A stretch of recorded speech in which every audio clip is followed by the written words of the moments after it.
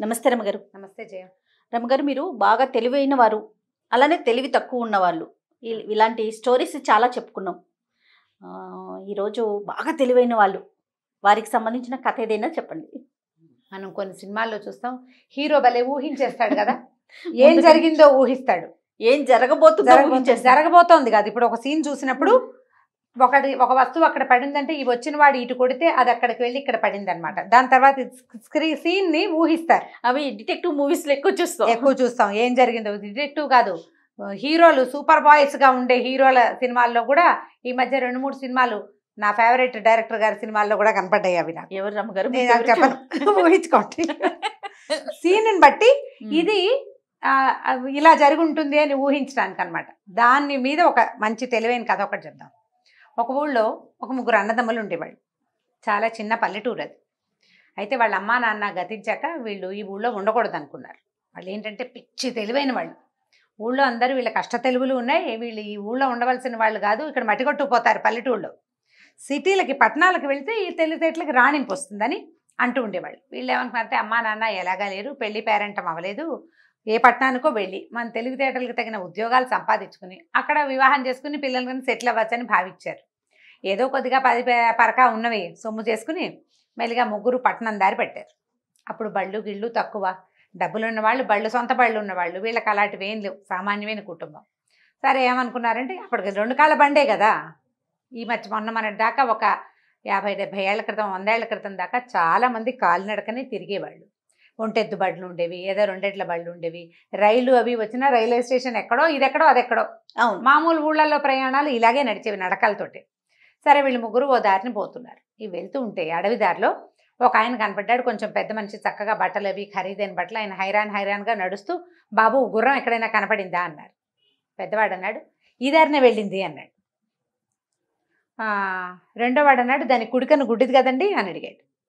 ఆయన అవునవును ఈ దారే వెళ్ళింది బాబు, తప్పిపోయింది, దాని కన్ను గుడ్డిది, కుడి కన్ను కనపడదు దానికి.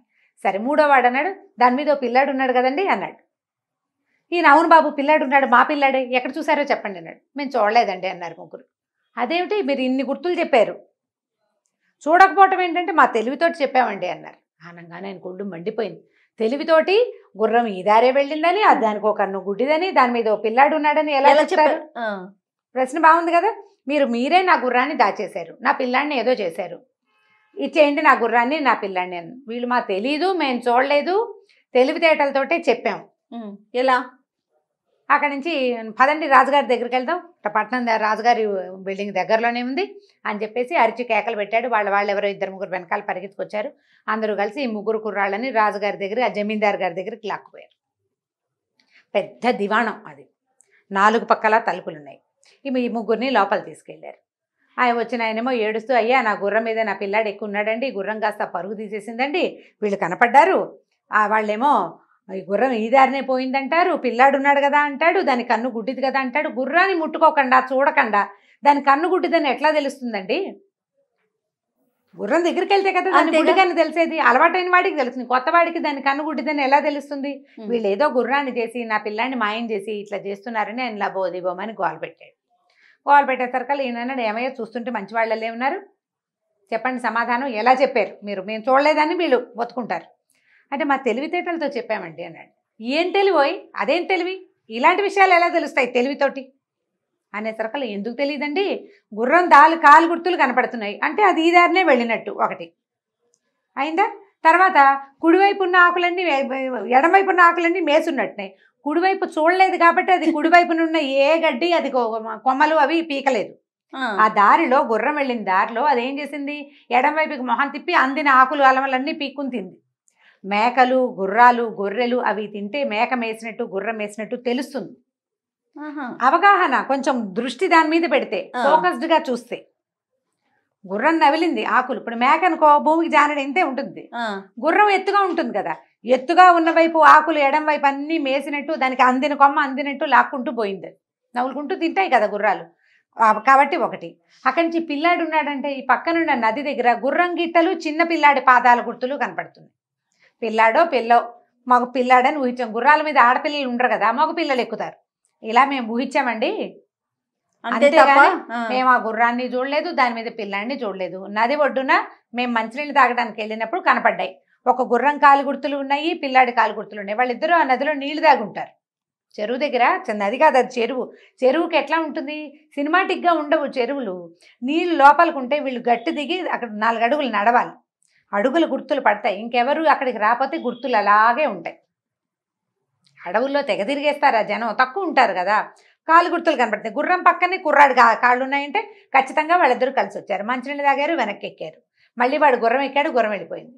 దాని కుడికన్ను గుడ్డిది, అందుకని ఎడం వైపువే మేసున్నాయి. ఈ దారినే కాలు బిట్టలు కనపడతాయి. ఇంకేవి రాలా వెహికల్స్.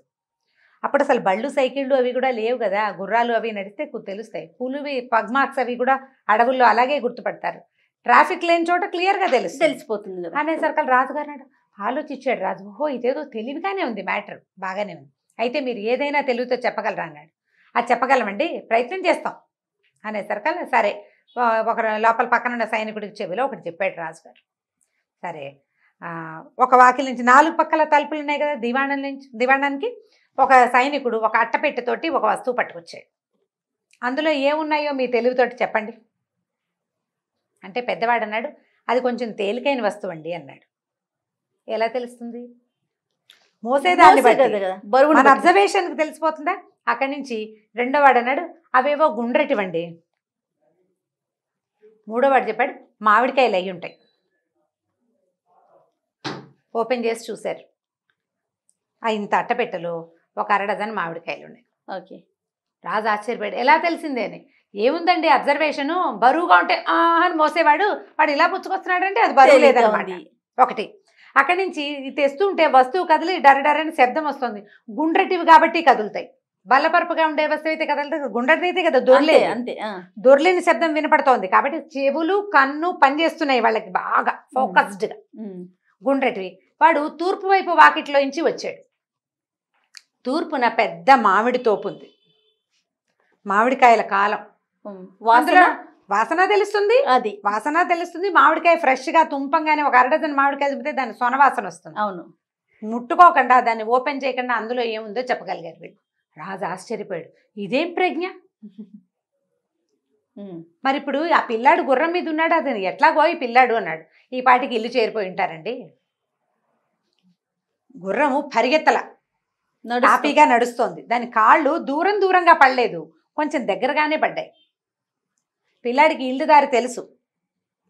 వాడు చెరులోకి తీసుకెళ్ళి దీనికి గుర్రానికి నీళ్లు పెట్టాడంటే గుర్రానికి ఇల్లు దారి తెలుసు, కుర్రాడికి ఇల్లు దారి తెలుసు. కాసేపు తిరిగి పెద్దవాళ్ళు వద్దంటారని వాళ్ళకి అందకుండా పరిగెత్తాడు.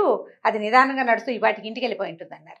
ఇంతలో ఇంటి దగ్గర నుంచి ఒక పాలేరు పరిగెత్తుకొచ్చాడు. అయ్యగారు గుర్రం మీద చిన్నబాబు వచ్చేసాడండి అని. సభలో ఉన్న వాళ్ళంతా ఆశ్చర్యపోయారు. ఊరి వీళ్ళ తెలివి ఇంత తెలివిగా ఎలా చెప్పారంటే, ఇందులో తెలివి ఉందా, అబ్జర్వేషన్ ఉందా? అబ్జర్వేషన్ ఉంది, పూర్తిగా అదే. సందర్భాన్ని అబ్జర్వ్ చేసి ఇది అయి ఉంటుంది అని ఊహించగలగటమే తెలివి. అంతే.